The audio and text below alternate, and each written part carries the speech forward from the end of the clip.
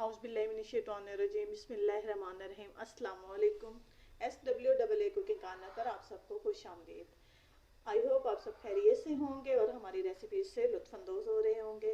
आज की जो रेसिपी आपको मैं शेयर करने जा रही हूँ, सिखाने जा रही हूँ, वो है गाजर वाली खीर। कुछ लोग इसे गजरेला कहते हैं, कुछ गाजर वाली खीर कहते हैं।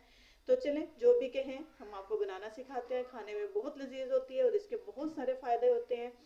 गाजर बड़ों और बच्चों दोनों के लिए अच्छी होती है। ये खून पैदा करती है और दूध में पोटाशियम होता है, आयरन होता है, जो बच्चों और बड़ों दोनों के लिए ज़रूरी होता है। इसके इंग्रेडिएंट्स नोट्स कर लें। मैंने गाजर ले ली है, उसको कद्दूकश कर लिया है। उसके साथ मैंने 1.5 पाव चावल लिए हैं। 4 किलो दूध है। 4 किलो दूध में 1.5 पाव चावल और तकरीबन 2 किलो गाजरें कद्दूकश की हुई हैं। गार्निशिंग के लिए खजूरें ले लिए, छोटी इलायची है, गिरी है, मेवा जात है। इसके अलावा आप जितने ड्राई फ्रूट्स इस्तेमाल करना चाहते हो आप इस्तेमाल कर सकते हैं। तो चलते हैं जी। सबसे पहले आपको बताते हैं कि सबसे पहले हमने क्या करना है। अभी तक जिन्होंने हमारा चैनल सब्सक्राइब नहीं किया, काइंडली वो हमारा चैनल सब्सक्राइब कर दें। लेट्स स्टार्ट जी। बिस्मिल्लाहिर्रहमानिर्रहीम करके हम सबसे पहले एक देगची में पानी ले लेते हैं।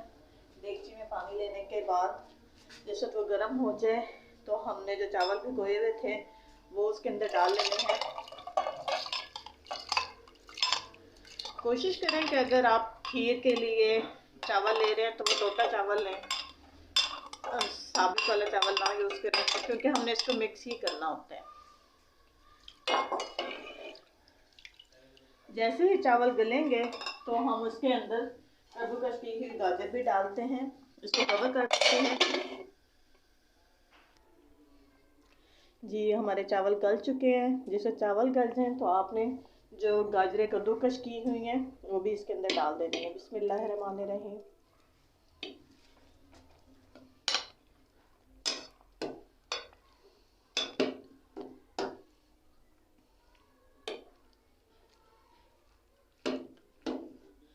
जिस वक्त आप गाजरें कद्दूकश की इसके अंदर डाल देंगे, इनको अच्छे तरीके से मिक्स करना है और फिर इसको कवर कर देना है।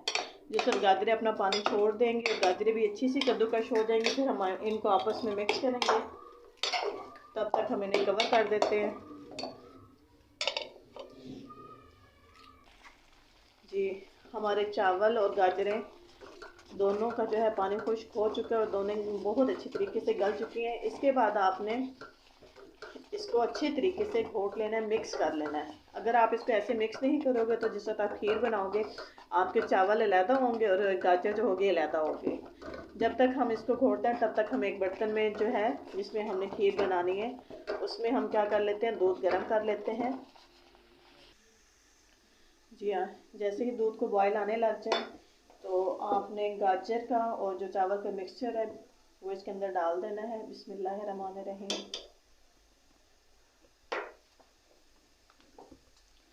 और साथ साथ इसको हिलाना मत भूलिए। अगर आप ज़रा से भी गफलत करेंगे तो खीर जो है वो नीचे लग जाएगी जी। माशाल्लाह हमारी खीर तकरीबन पकने के बिल्कुल करीब है। जिससे भी इतनी गाढ़ी हो जाएगी तो आपने इसके अंदर चीनी शामिल कर लेनी है। अच्छा, गाजर वाली खीर में चीनी शामिल करते हुए आपने ये एहतियात करनी है कि गाजर वाली खीर में चीनी कम डालते हैं, क्योंकि गाजरें ऑलरेडी ही बहुत ज़्यादा मीठी होती हैं, लेकिन चावलों वाली खीर में मुनासिब चीनी डालते हैं। ये चीनी ऐड करते हैं और थोड़ी सी इसके अंदर मलाई ऐड करते हैं और चीनी ऐड करने के बाद तकरीबन 20 से 25 मिनट इसको पकाना है, ताकि चीनी जो है वो अपना पानी अच्छी तरीके से खुश्क कर दें। और पकाते हुए हम इसको बराबर चम्मच हिलाते जाएंगे। तो चीनी मिक्स करते हैं